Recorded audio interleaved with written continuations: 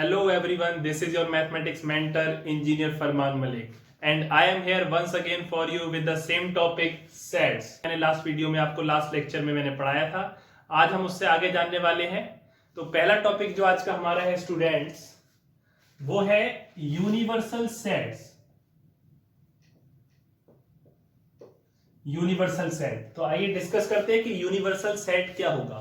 तो universal set की definition जो है स्टूडेंट्स वो ये है, a set that contains all the sets in a given context। अब इसका मतलब मैं आपको समझा देता हूं बहुत आसानी से कि इसका क्या मतलब है। Set that contains all the sets in a given context, और जो हम इसको डिनोट करते हैं वो U से डिनोट करते हैं। ठीक, सपोज कर लीजिए कि आप 11वीं क्लास के बच्चे हैं, कोई भी एक्स वाई जेड, तो आपकी पूरी क्लास में आप बिलोंग करते हैं। ठीक है, तो यहां पे क्या मतलब था, a set that contains all the set in a given context. तो आप जो हैं वो आप क्या हैं, सबसेट हैं, वो भी प्रॉपर अपने क्लास का, क्लास 11th का। अब यहां पे अगर मैं आपके स्कूल की बात करूं, सिंपली समझिएगा, बहुत इंपॉर्टेंट है और बहुत इजीली मैं आपको समझा दूंगा। तो स्कूल में आपका क्लास फर्स्ट भी है, क्लास सेकंड भी है, क्लास थर्ड का सेट भी बना सकते हैं हम, क्लास फोर्थ का भी बना सकते हैं, ऑल द बॉयज का बना सकते हैं, ऑल द गर्ल्स का बना सकते हैं, ऑल द कैबिनेट मेंबर्स का आप बना सकते हैं इसमें सेट। तो जो आप हैं वो आप अपने क्लास का सबसेट है, और आपका क्लास जो है वो पूरे स्कूल का सबसेट है, बिकॉज स्कूल के अंदर हर बच्चा पढ़ रहा है। तो आपके लिए हम आपके स्कूल को यूनिवर्सल सेट कंसीडर कर सकते हैं। सपोज कर लीजिए मैंने कहा कि ऑड नंबर्स, तो ऑड नंबर्स जो है, अगर हम नेचुरल नंबर की बात करें तो इसके अंदर सारे ऑड नंबर भी आ गए और सारे इवन नंबर भी आ गए। अगर मैं इंटीजर्स की बात करूं तो इसमें नेगेटिव नंबर्स भी आ गए। अगर मैं आपके रियल नंबर्स की बात करूं तो इसमें दुनिया के सारे नंबर आ गए। तो यहाँ पे रियल नंबर जो है वो ऑड नंबर के लिए इसका यूनिवर्सल सेट हो सकता है। तो यूनिवर्सल सेट इसी को कहते हैं, a set that contains all the sets in a given context। Universal है, जैसे मैं यहां पे आपको एक बार समझा देता हूं। सपोज कर लीजिए मैंने एक सेट ले लिया 1 2 3, ए सेट है ये कोई, एक दूसरा सेट ले लिया बी, ये है 3 4 5, एक कोई तीसरा सेट ले लिया मैंने, और ये है आपका 11 एंड 12। अब एक मेरा और सेट है, इसको मैं यू नाम दे देता हूं, 1 2 3 4 5 dot dot dot dot dot up to 100 मान लीजिए, या कुछ भी मान लीजिए, या इस तरीके से आप अप टू 12 कर दीजिए, कोई फर्क नहीं पड़ेगा। तो ये जो सेट है स्टूडेंट, ये इन तीनों सेट्स का जो है यूनिवर्सल सेट बन सकता है, बिकॉज ये तीनों सेट इसके अंदर लाई कर रहे हैं। तो यही हमारे यूनिवर्सल सेट का मतलब है कि a set that contains all the set in a given context.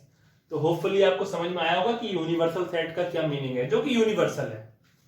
अब जैसे अभी आपसे बात की जाए कि वॉवेल ऑफ इंग्लिश अल्फाबेट, तो sets of alphabet is universal set for the set of vowels.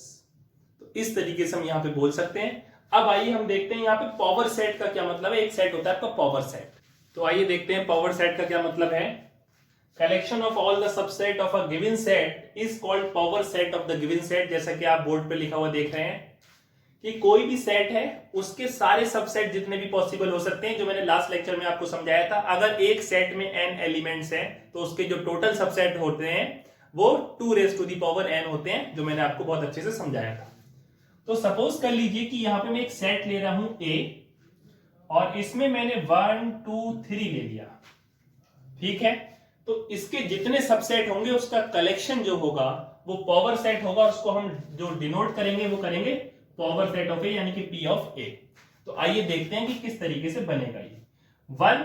अब 1 को आपको सबसेट में करना है तो आपको हमेशा याद रहे कर्ली ब्रैकेट लगानी है, कॉमा, फिर 2, इसको कर्ली ब्रैकेट के अंदर इंक्लोज कर देना है ब्रेसेस के अंदर, फिर कॉमा 3, फिर कॉमा 1 कॉमा 2, एक सबसेट ये हो जाएगा, फिर 2 कॉमा 3 एक सबसेट ये हो जाएगा, फिर 1 कॉमा 3 एक सबसेट ये हो जाएगा, और फिर एक 1 2 3 एक सबसेट ये हो जाएगा, और एक आपका 5 ही तो सबसेट होता है स्टूडेंट्स, तो एक ये आपका 5 हो जाएगा।